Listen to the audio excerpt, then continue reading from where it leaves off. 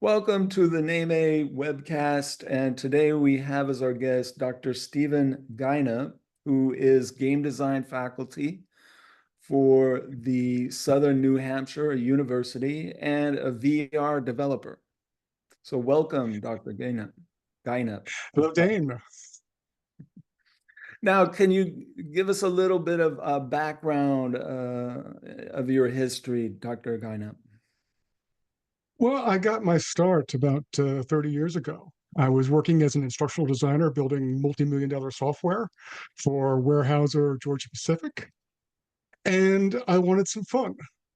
So I began to explore virtual reality modeling language specifically. And to contrast against my day job, I was building virtual poems.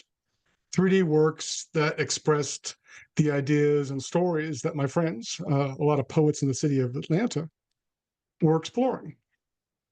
So it was really interesting for me because while my contemporaries were all trying to copy reality, I didn't care.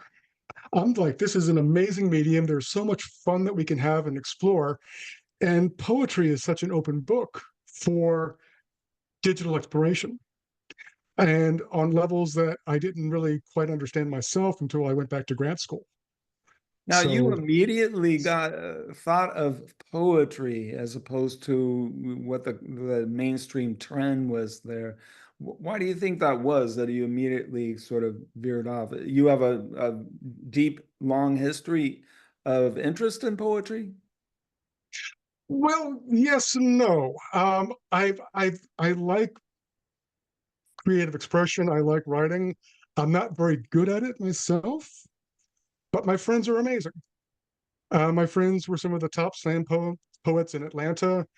And I've worked with just some amazing people. John Good, who I'm working with now, was Emmy nominated for his work in CNN's Black in America. Um, Other people have been named Lexus Leaders in the Arts.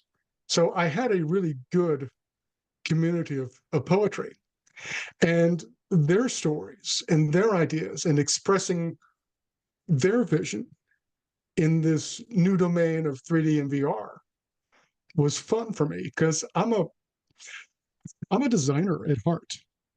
I mean, you have an artist who wants to express themselves and has their own goals. You have production people who just want to get the work done.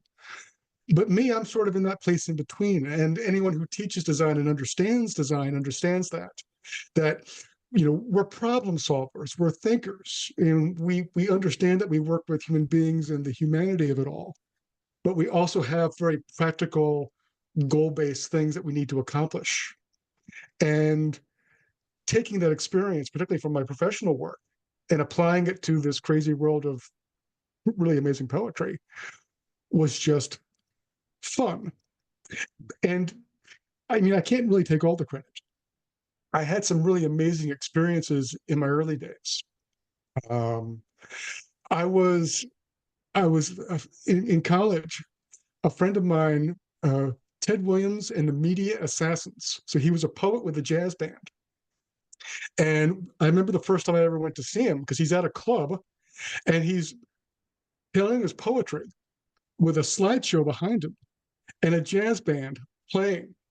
So it's this real world multimedia experience. And I'm like, oh, this is really fun and cool. And then years later, I'm at a house party surrounded by artists. And a friend of mine is showing this poem called Light Paint Pig. And basically, it's just text on a screen on a television set sitting around. And I'm like, well, this is a really amazing poem. This is just text on a screen. This is fun.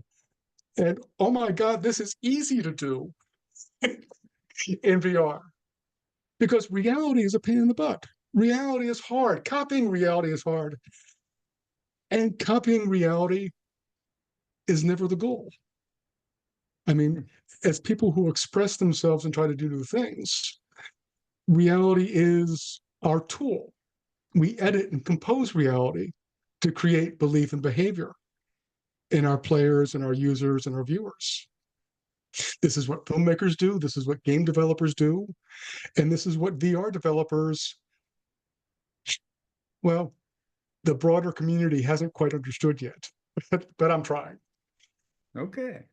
Awesome. So in the beginning, already you were really creatively experimental.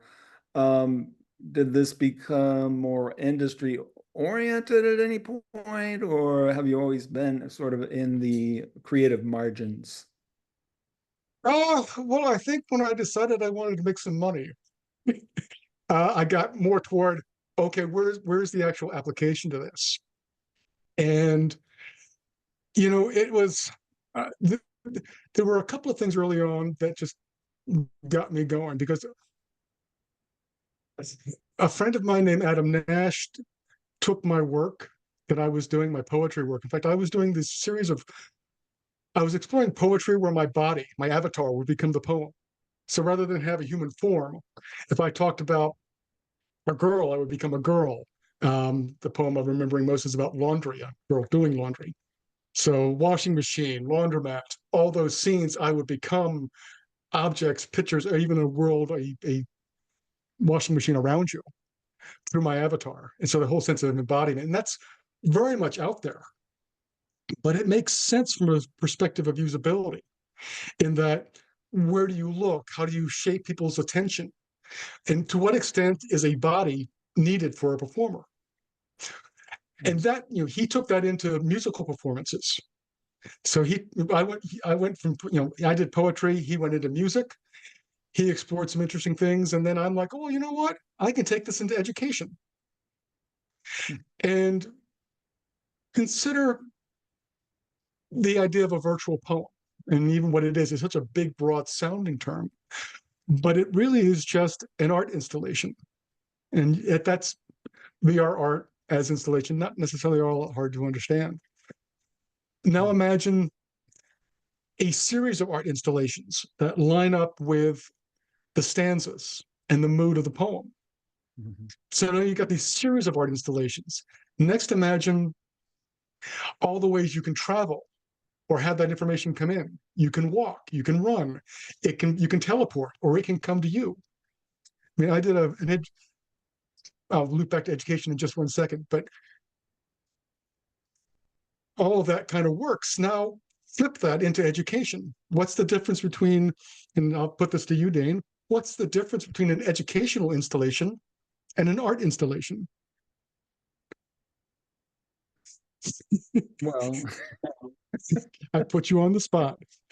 Uh, but you can see the connection. It's different, but it's not. You're both sharing well, I'm knowledge thinking and of a trying to create museum, behaviors. for example, interactive museum, experiential Mhm. museum. So if I'm going into a natural history museum, I'm immersed in various environments and seeing various critters, creatures, Yeah, animals, insects, plants, etc., and able to interact with those versus, say, something that's more experimental, more ambiguous, it's more creative, open-ended.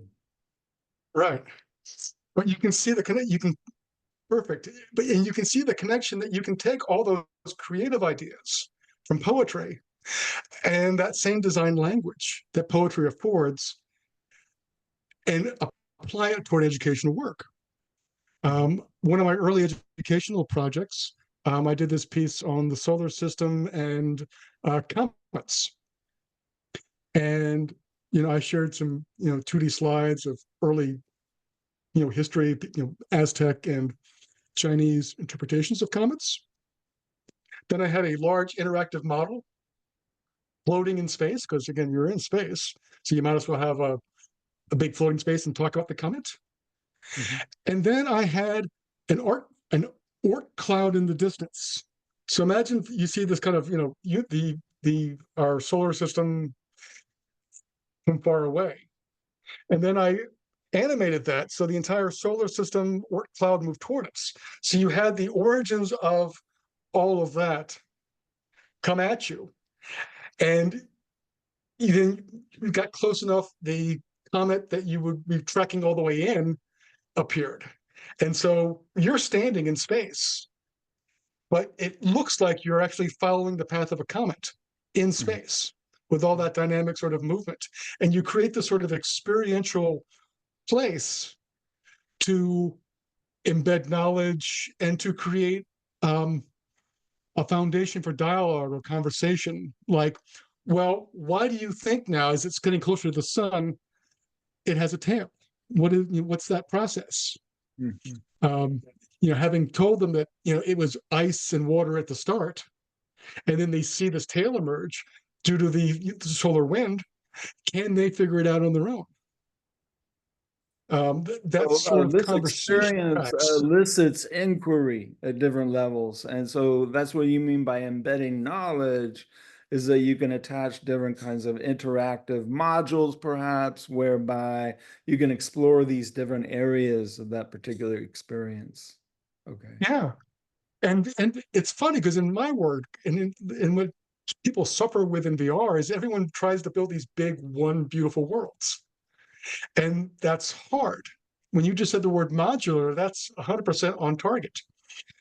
In my work, I build educational modules and bring them in. It can be as simple as a slide, or it can be the org cloud. It can be anything that I need at that time. So my own history as an instructional designer, building the big multi-million-dollar projects, that's accidentally merged with my creative processes as a poet. Mhm. And, that's been fun for me as a deliverable. Mhm. Um, and, it also sets up me as a teacher because I teach game design. So trying to get students to follow my creative path through poetry or more appropriately through song lyrics or other creative writing into this new design domain Mhm. has been one of my current and ongoing goals. So, what are the aspects of VR that have developed over time that have serviced this kinds of construction of experience, where you can sort of interact with it in various ways and get different information? How is it different than, say, a textbook?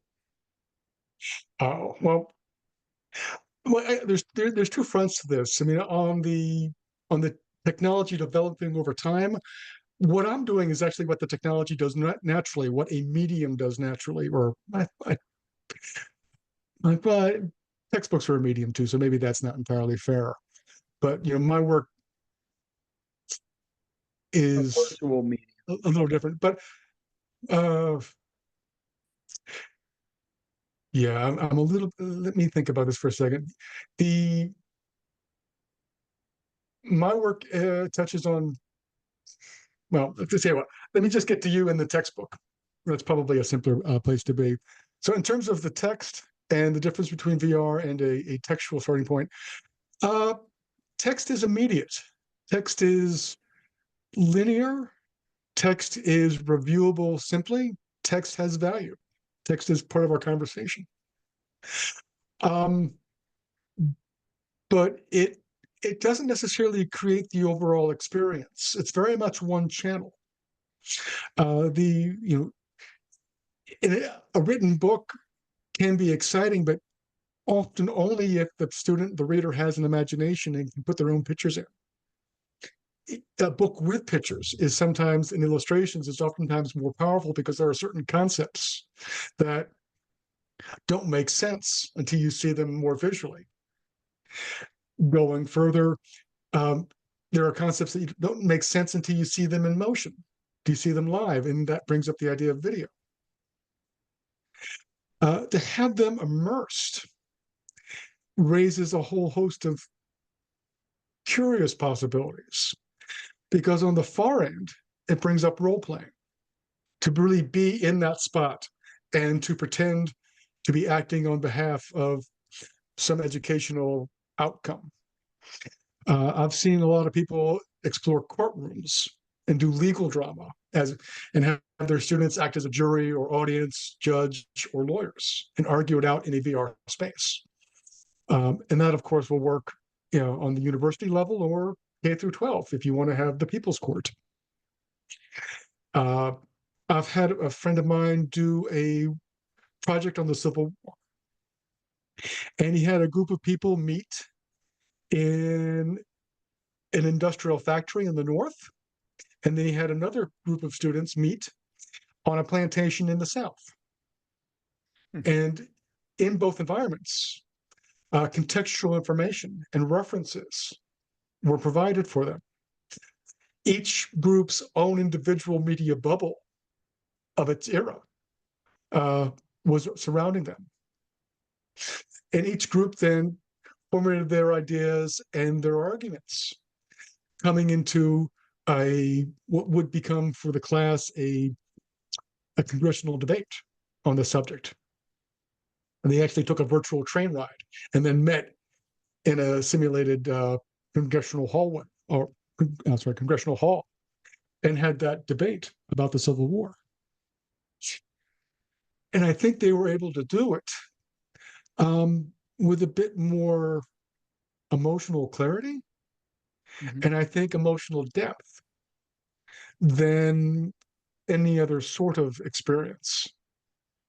So yeah, I think that's on the baseline. And having said that, you can still put in video or text or have other things to read and explore. There's also gamification and rewards and those things along those lines. So just because you're saying VR doesn't mean that we leave out text or video. In fact, it's best not to. Now, all this sounds very advanced and complex and difficult to actually construct. How difficult is it to create these kinds of projects, and what kinds of skills, coding, programming, engineering, etc., does one need? Are we talking about things that are years in training, or is there an easier way? Well, the short answer is yes, there's an easier way. Um, there's, I think when dealing with students in particular, um, they enter a mindset of wanting to create everything and be the bosses of their reality. I mean, I teach college level game design. So learning mastery of the Unreal game engine, learning the mastery of Autodesk's Maya or 3D Studio Max takes a year or two. It takes real time. And from that, you get the ability to create largely whatever you want within reason. But that's also not necessarily the best way to think, because I got my start with poetry. And I got my start with seeing text on the screen and thinking there was value in that. When I began this conversation with you, I mentioned that our goal isn't to copy reality. Our goal is to edit and compose reality to create belief and behavior.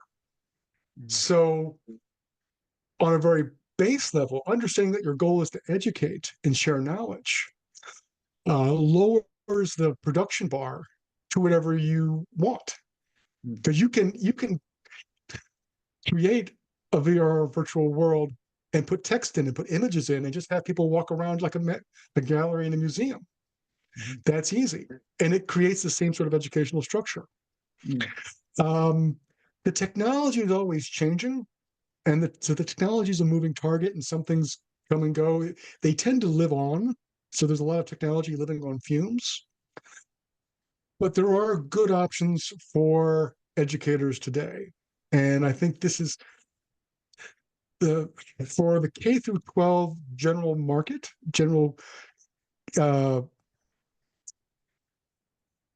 user base, general teachers who don't necessarily have even experience in VR and want to explore this. The technology I'd really recommend most is Frame VR.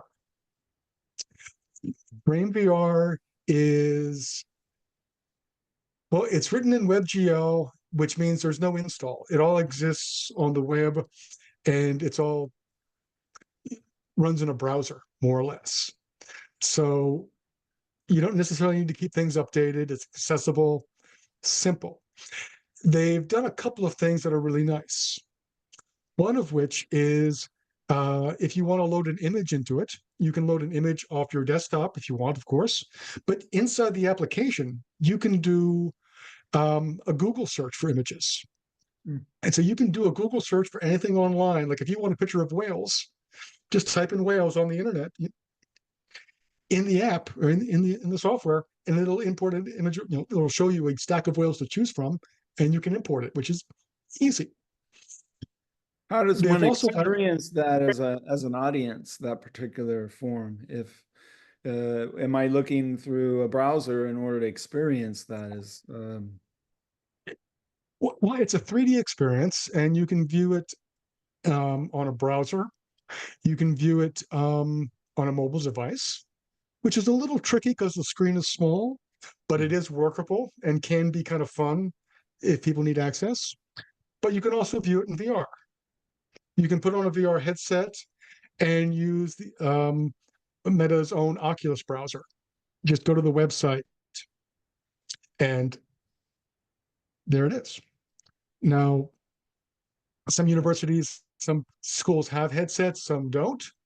But I would almost always recommend for anyone looking at VR to make sure there's a desktop option, just for reasons of presentation and diversity. And for the most part, just about every package out there will let you view VR both in a headset and on a desktop as needed. In terms of Frame VR, you can basically take any subject area, create an immersive environment in that. And so, for example, if we were talking about bees, for example, and just talking about, say, how they communicate, they have these dancing, they might have some kind of chemical exchanges. Is there a way for us in that application to get a more rich, immersive experience there? Is it just photos that we're interacting with? It's tricky. Well, first of all, in addition to pictures, Frame VR has access to the SketchUp library, and SketchUp is a library of 3D objects. Right. You can also go through websites like TurboSquid and other online resources and look for 3D models and import them into your space. So chances are you can find bees. There's probably an abundance of bees and probably some fun comic bees, whatever you need. Beehives, there's probably a range, but you really have to check. The bee dance, you can trigger animation in Frame VR, but you can't create animation in Frame VR. So if you can have students who can animate in 3D or even do a video of it, you can bring in that animation. But otherwise, again, it's your expectation. So, for example, other students might be producing a Blender animation. Yep. Okay. And at that point, you can trigger that dance. But here's the thing, though. I mean, you can take the bee dance, you can put it on the wall and talk about it as a teacher. And then you can, in the next, using their scenes feature, have that image on the wall, slide it under their feet and say, okay, try to do the bee dance. And have a student or a group of students try to act it out. I mean, the most amazing and sort of hidden joy of VR isn't the technology. It isn't the VR side of things. It's having the students interact and do things. It's having you as a teacher interact and lead things and leverage have that power be at your beck and call. You leverage it. AI teachers don't replace you. I mean, that's just sad. Your focus is on enhancing learning and bringing everybody up. So the underlying premise of both copying reality or trying to put everything in front of everyone is, well, just it's hard and it's kind of wrong on many fronts. And if you do less, you get creative, you oftentimes get a lot more. And again, poetry will teach you this. I mean, a good poem isn't a long poem. A good poem isn't necessarily all sparkly. A good poem is sharp and it hits you right in the gut. you can create those same sorts of educational experiences, those moments with your students. I mean, one of my favorite tricks when I'm developing my virtual lectures, is well, I'll have an image of a fence in front of the people. Like I'll have it, I'll talk about something and say, well, there's a barrier here. There's a problem. There's a wall. What's on the other side of this wall? What's on the other side of this fence? And then I'll tell my students, okay, come on, walk through the wall. And my entire student body will walk through this, 2D image because I don't have collision on, and they will literally walk through the wall and see what's on the other side. And we'll talk about why that wall is there, or what happens when you tear down that wall, that barrier.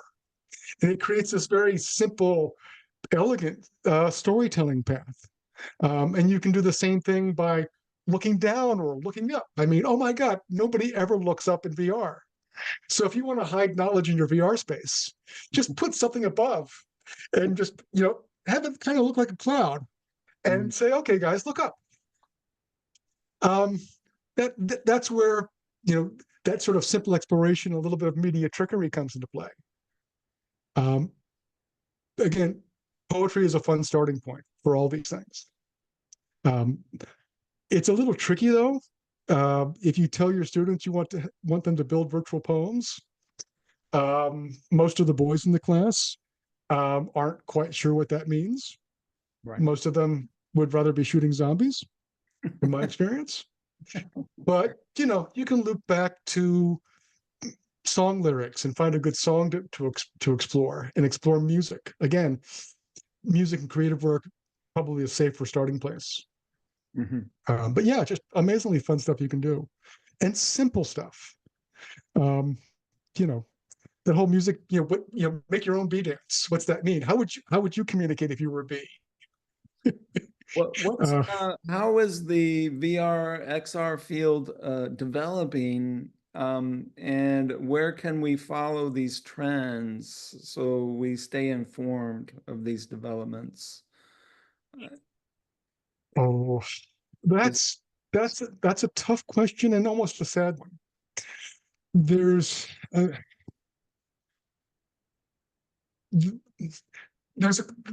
VR, the hype is gone, and Meta has lost a lot of money. All the experts of VR, most of them now are talking about artificial intelligence. They've all kind of moved on, that whole sort of trend set. So it is, just exceedingly hard to find good work and to find history in VR. In part because so many people focused on the easy stuff, like we need to copy reality, or we need more comfortable headsets, or we need more market share. And those were all easy, realistic answers. It's hard to follow VR because everyone has their own definition, their own idea. And if everyone has their own definition of what VR is, it also means that they have their own idea of what a solution or an answer is. And it creates the situation in our field where it's hard to have conversations with people.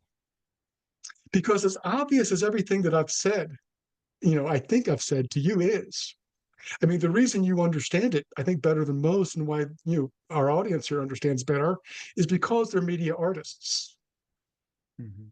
When I say media, when I say edit and compose, that rings a bell that the broader community doesn't have. It strikes a chord that's largely missing from what VR needs. Technically, we need, there has been no Steve Jobs for VR development. Nobody to really break new ground and tell people what's right. In cinema, there's been no Porter, no early pioneer going from, hey, I'm captured a moving image, to, I'm telling a story with this, and understanding what that difference of storytelling means. So to the audience, it's easy to get lost in the nonsense. It's easy to suffer. And I think that, and I will put this back to you, that one of the better places to have this conversation is with you and your community.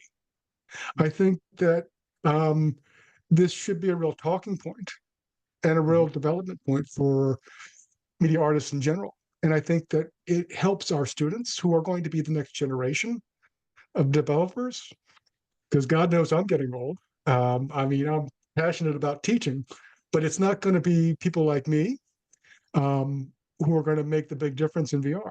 It's going to be the people we're teaching now. So setting them up for that, setting them up for success, setting them up for jobs, and also giving them a better sense of maybe the social and moral and cultural obligations. I mean, obligations is probably too heavy of a word, even responsibilities. That'd be a heavy word. But the ability to really build a world from the ground up is coming, much more so than the days of the early internet. And our our our students are going to be the ones that make it. And I do think, though, just as a positive note, that the chaos and some of the division that we have right now, I mean, in many ways, our world feels much more like virtual reality than reality anyway.